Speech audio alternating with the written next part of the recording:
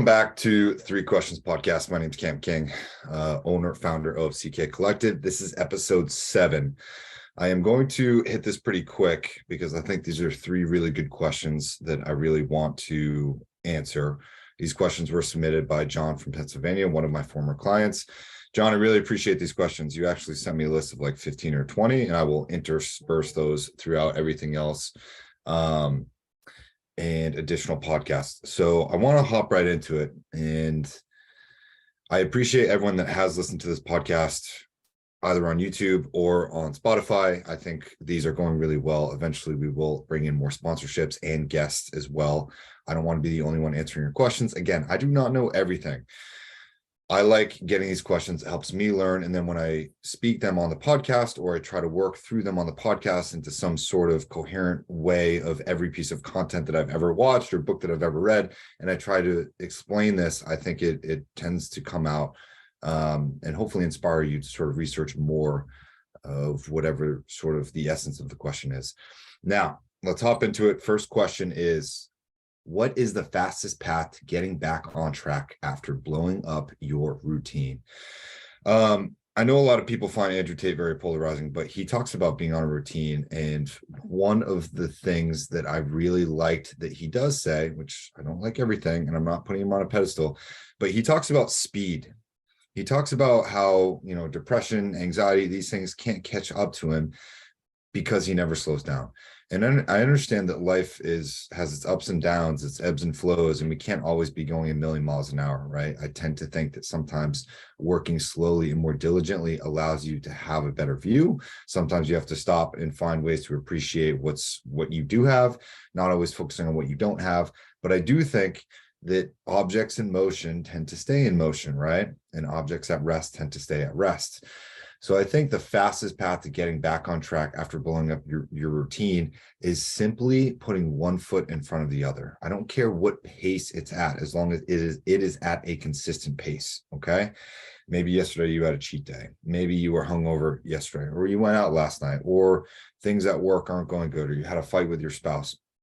Whatever sort of happens, the next thing that you do needs to be the right thing. And if you sort of evaluate everything in your life that you're doing, hey, is this thing getting me closer to my goals, or is this thing getting me further away? Your life becomes very easy about knowing what it is to do next. For a long time, my mantra was just do the next thing, just do the next thing. And I would constantly remind myself, hey, can I get this done right now? Cool, I'm going to do that. Is this little thing getting me closer to my goals? Is studying for medical school getting me closer to my goals? Yes. Is eating ice cream and watching Netflix for 2 hours getting me closer to my goals? No, I'm not going to do that then. For me, it's very simple, and I break it down into as dumb of a decision as possible. Because if I can look at those 2 things from an argumentative process, okay, wow, should I do these dishes right now, or should I leave all these dishes in the sink and go watch Netflix, right? Whatever the other thing is, it's very much a clear decision, especially for males. For women, you guys are much better at multitasking. And I don't know if you work this logically from one sequence to another, but for men and a lot of my clients, John, I know where this is sort of coming from. That is probably the best way to get back on track after blowing up your routine. What are the hobbies that you really like doing, right? For me, it's taking a 2-minute cold shower in the morning. It's running in the morning. It's meditating in the morning, journaling in the morning, stretching in the morning, lifting in the morning, going for a walk, right? Waking up before the sunrise, reading a little bit. If I can do a combination of any of those things in the morning, I tend to sort of prep myself, right? Because if I can stand in a freezing cold shower for 2 minutes in the morning with my hands against the wall, breathing really heavy, I can deal with any amount of shit that anybody else can sort of bring to me the entire rest of the day. That is probably my most recent habit that I really like doing. But again, if that doesn't work for you, you don't want to try it, totally fine. But you need to look at these decisions one by one. What is the next thing that I can do that will get me closer to my goals? Cool. Getting some work done, spending some time with the kids, going grocery shopping, paying these bills, whatever that thing is, just do that next thing and make sure it's getting you closer to your goals. That's it. Dumb it down. John, I know you're a very smart guy, so you're overthinking this. Just do the next thing. Okay. That's it for that question. That's all I got. Number 2 question. Is there an equivalent of paying yourself first when you have a family and run a business? I'm gonna read that again. Is there an equivalent of paying yourself first when you have a family and run a business? So the self-care thing comes in again with so many of my clients that I work with on strategy sessions. I see them work endlessly to take care of other people, to take care of their families, to take care of their comrades, to focus on the work. And they never, ever, ever focus on themselves. Okay. What do they tell you when you're on an airplane? What do they tell you? They tell you to put your mask on first before you put somebody else's mask on, right?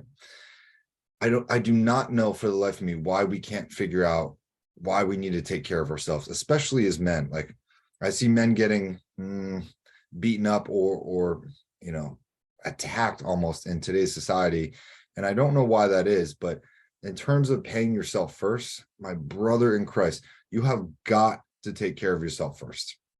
And you have to define what that looks like for you, right? So for me, I answered this a little bit in the last question, but taking care of yourself first, whether that is stretching, whether that's going for a run, whether that's spending time for yourself, right? Whether that's eating healthy, whether that's your beast mode time in the gym, whether it's your meditation time or your time to journal, or those 2 minutes that you can probably get in a freezing cold shower in the morning, whatever that amount of time is, you have got to harness the power of that. That is how you pay yourself first, okay?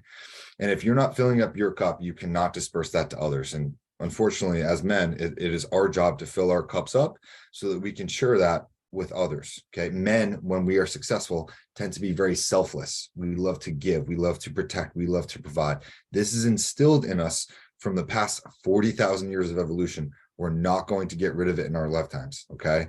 Men are very selfless, especially when we are successful. And that is a great thing to have. And I want us to harness that. Now, if we're talking purely economics, is there a way that you should pay yourself first when you have a family and run a business? How I do this, okay, I split every time I get paid, okay, whether it's through CK Collective or my other job, when I get paid, I have a system that I've broken down into percentages, okay?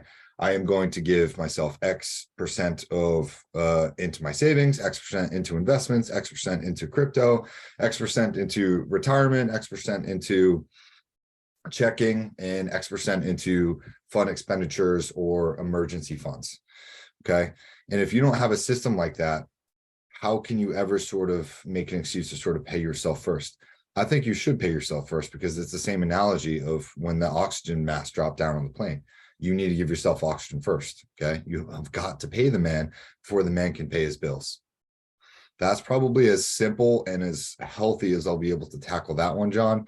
I hope this inspires you to really think about how you are taking care of yourself, whether you're a man or a woman, have a family, have a partner or not. You need to take care of yourself first. Now, there's a way that you can certainly go overboard and definitely, to do too much self-care, right?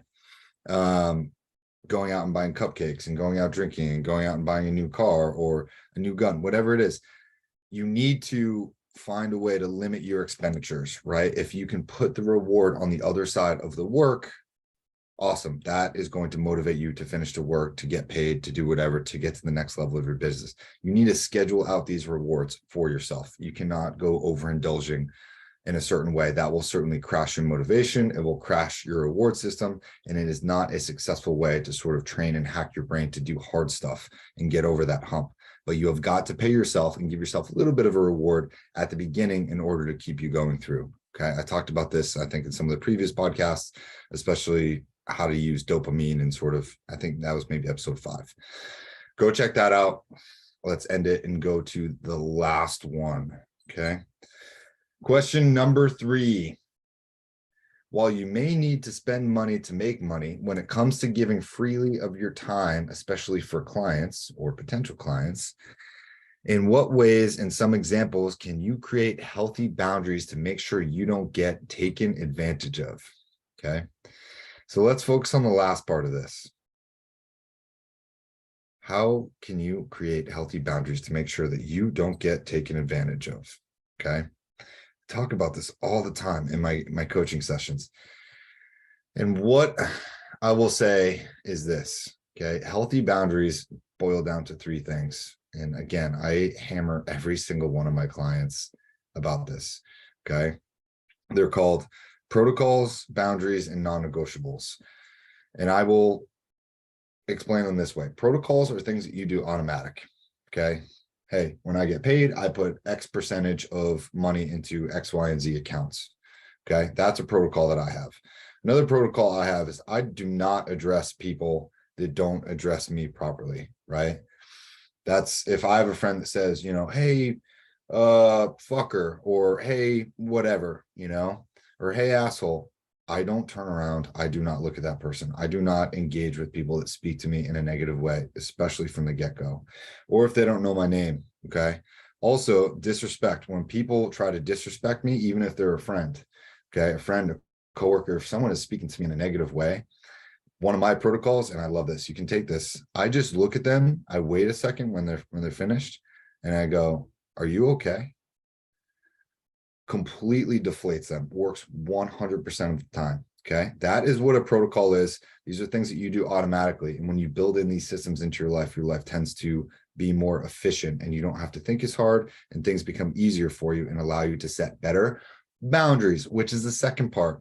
Drawing boundaries with people is essentially drawing a line in the sand. Okay. Somebody says a term. I had this happen. Somebody said to me a couple weeks ago, they were like, "Hey, faggot." And I looked at them and I was like, dude, it's 2023. We're not saying that shit anymore, right? Number one, it's okay to be gay. Number two, you are not in middle school and it's not 2005 anymore. So like, drop that shit, right? So I setting a boundary is you drawing a line in the sand between you and another person because somebody has clearly crossed that. Now, identifying boundaries on other people is a very difficult thing to identify. So if somebody sets a boundary, you have got to recognize that from an individual standpoint and say, hey, I understand if I crossed the boundary, I meant no disrespect. Okay. I'm going to honor that, and you do your best to never cross that boundary with that person again. Now, what's happening in the world these days is everyone is getting offended. Everyone has these invisible boundaries that are very hard to ascertain from other people. And I personally think this is what's going on, is boundaries are being crossed left and right so often, so much, and it keeps happening, and people have not been standing up for themselves over the past 5, 10, 15, 20 years, whatever it is, past couple of years, their whole lives maybe. And now for the 1,000th time that boundary has been crossed, whether it's a wrong name, a wrong pronoun, a wrong gender, a wrong assumption, a wrong thing to say, people are freaking out about that and being now offended. Personally, I think it's a boundary issue, and I wish more people would sort of see it this way. Maybe they are, maybe that's training. But I want you to be able to see and recognize and start setting your own boundaries. And this can happen with friends. It can happen with family. It can happen with your partner. It can happen with your kids or coworkers. Okay. But if you are not creating healthy boundaries, right? Someone disrespects you at work and you say, hey, so-and-so, I really understand and are hearing the anger and maybe resentment in your voice, but I do not wish to be spoken to like that in a professional way. Can we make a promise to not speak to each other in this manner again? Because I would rather keep emotions out of this. This seems to be a logical situation. I don't feel like getting emotional today. I'm having a great day. Yeah, fair. When men can do this successfully, right? It doesn't have to be all the time, but when men can do this successfully, your power goes through the roof. Not only does your confidence go through the roof because you're setting boundaries for yourself, but it's your ability to just know yourself and know others goes way up as well. Okay. Non-negotiables, a super quick one. Non-negotiables are things that you have got to do no matter what. Non-negotiable for me, working out every single day, or running, or stretching, or meditating. Those things make my day better. Okay. Non-negotiables lead into things like cornerstone habits and keystone habits, which we'll talk about at another point. But non-negotiables are just things that you don't even negotiate with. Me taking a 2-minute cold shower at least once a day, that is now a non-negotiable. One of the best parts of my day. I tend to hate it, but it makes everything better. We will talk more about habits specifically in another call, but that's all I have for this. I have got to jump actually to another call. You can sign up for a sponsorship or become a guest at ckcollective.co/3-questions-podcast, or shoot me an email at 3questionspodcast@gmail.com. My name is Cam. You can go to ckcollective.co if you want to learn more about me and book additional sessions. And I hope you have a great day. Thanks for listening as always. And I will see you in the next one. Peace.